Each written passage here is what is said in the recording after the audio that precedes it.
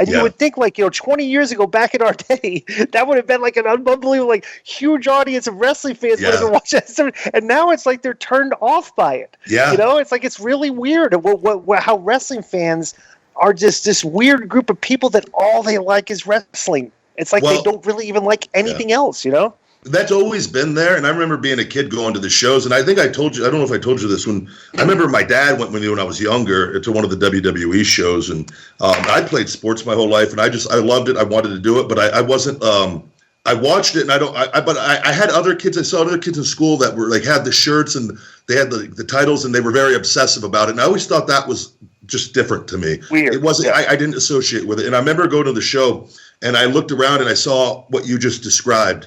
And I said to my dad, it was my Shallow Hal moment with my dad in the beginning of Shallow Hal. And I go, Dad, what's wrong with all these people? And he goes, son, they're fucking wrong. And they weren't, but it is what it is. And so what wrestling is now, we've let them jump the guardrails. We've let them now in the locker rooms. We've let them become the stars. And we've started catering to that portion of the audience rather than catering to the world. And that audience is still going to be there because that audience has always been there. We've just now said, we're just going to really target in on that portion of the audience who's going to be there regardless. And it's debatable on, is it the right move or the wrong move? In my opinion, it's the wrong move, and to cater to them fully because they're never going to be happy because they're not happy with themselves in the beginning. Plus, like you said, they're going to be there anyways. Yeah.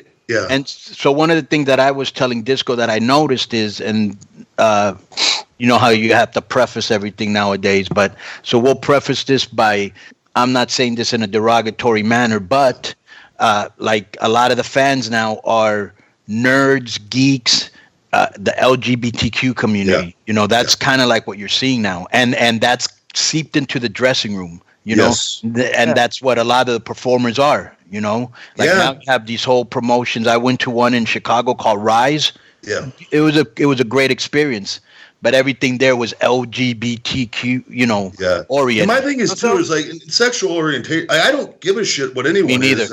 I don't think though it needs to be, it's almost like if you're a guy, like, oh man, I got so much pussy. Like it's just, you're constantly saying it. It's like, okay, shut the fuck up. Like it's just, I just don't, you are what you are. I don't understand why it's wrestling. I want to go there to escape reality and, watch people, the illusion of a real fight and suspend my belief like a real movie. And it's just a different time. And is it the right thing or not? And I'm all for everything and evolving and growing. And I'm as understanding as anybody. But I just think though wrestling has gone this other direction that, it's gotten away from being based around a real fight, in my opinion. 1,000%. Let me tell you this too. More to like art. Yeah. Is that when you bring, like, when you open this product up to like the inclusivity and stuff, everything, what you get then is all these people that have like all these unwritten rules now that you must follow because like when you're dealing with inclusivity, there's the LGBT or now it's like the fans have to react a certain way and they can't. If a fan says a homophobic slur, one of the wrestlers is like that fan is chastised and demonized and doxxed and stuff and everything, and like all these new rules and like and stuff. And the thing is like it's not that I'm against all that. It's like, but it shouldn't be. I don't care about it. I'm not interested in all that crap as a wrestling fan. You know what I'm saying? It's like you're trying to make me interested in stuff that I'm not interested in and don't care about. And the way you're pushing it on us is like kind of like. It's like, man, enough. It's like this professional wrestling. Go ahead. This is what I think has happened, Ryback, and for so many years, white men were the central focus of just about everything. And so now that minorities and women and the gays that don't have to hide and, and be in the closet and all that, they're all coming out and they're all like, it's my turn. But it's like, I'm tired of hearing it's your turn. Okay, it's your turn. Good. We're all inclusive now, right? Yeah. No need to hear about it. And on top of that, it almost seems... It also shouldn't give you an opportunity as far as it shouldn't elevate you just because of your status. Right. And here's the other thing. It's like, they ain't afraid to be hypocritical, like, if you don't do what they want, they ain't afraid to bully you. They hate bullying, but if you don't do what they want, you know what I'm saying? Yeah, no, absolutely. And so it's just gotten out of hand. But let me tell you one thing that's one of my guilty pleasures. I'm a big fan of watching people eating hot stuff and selling it And the first one I saw was Chris Jericho when he ate those spicy wings and they were putting the fucking sauce on each one. He ended up spitting it out. Yep. I was a big fan of you eating that hot chip. Oh, thank you, man. Those videos are getting, some of those are getting up there in views. And I'll tell you just real quick to touch on that from the beginning of the first question on the YouTube. Everything, it's allowed me a way, and I believe in this day and age with wrestling, and the way everything is scripted in WWE, it's twofold. I'd be like, it's a sales funnel for Feed Me More Nutrition. Half my sales now come from YouTube, and I'm very upfront about that. But it's a way for me to allow people that I had that did not know my true character, and there was a lot of misinformation put out there time and time again. Now nobody could stop me. So now when somebody reads a false headline that WWE feeds out to the sportster that they work with, and instead of hiring an attorney to take 15 of them down, people now know me on YouTube and go, you know what, that's fucking false. That's not the guy that we watch. And it allows me to connect with them on a level that no other wrestlers can, because especially in WWE, because they're reading off the script. And it's part of this whole Gary Vaynerchuk and letting people just know the real you. And my thing is, too, when I'm fighting, it's a whole different mentality when you go into fight mode. And you got to be able to let people in and know the real you. And with YouTube, it allows people to do that. But for the hot stuff, what I started doing, man, is like, you know what? I've overcome some serious fucking shit with injuries and backstage shit. I want people to see how mentally tough I am. And I want, so that's what I'm doing with like this stuff and torturing myself, is I want them to see, like just last week, it's going up this week. I ate a cricket and a fucking worm, or a little thing called Courage Over Fear. It's stupid. And I go, but you know what? I want people to see. And I go, I switch, I turn it on, and I do it. And I want them to understand and be able to understand and relate to me, so that when I do go back to wrestling, you know, hopefully I got millions of YouTube subscribers and I got a loyal following that will follow me where I go, and I'll have an impact when I return, as far as you know, them understanding and being able to connect to me even deeper than it was before. So right, 1,000%. Like they used to do with Goldberg. They wouldn't let him talk. They say, oh, he doesn't know how to talk. And then the motherfucker got a show where he was like talking about muscle cars and stuff. Yeah. Like he knows how to talk. Like, you know what I'm saying? Yep. And you're able to show people the real you. What was the deal? The other one I saw was you ate like this 1,000-year-old egg. Yeah. They're called century eggs. They're not, so obviously they're not 1,000 years old or 100 years old, but they're I forget what the process is, but it's a delicacy, and I don't know if it's China or some one of the other countries, but they're aged eggs, and they are black, and right. Man, they're not great. Yeah, I saw you. You didn't put it over. I also saw you drinking a lot of milk when you ate that Carolina Reaper. That was terrific. Oh yeah, I've done like 6 or 7 like Carolina Reaper peppers a couple times, and I'll tell you what fucked me up though.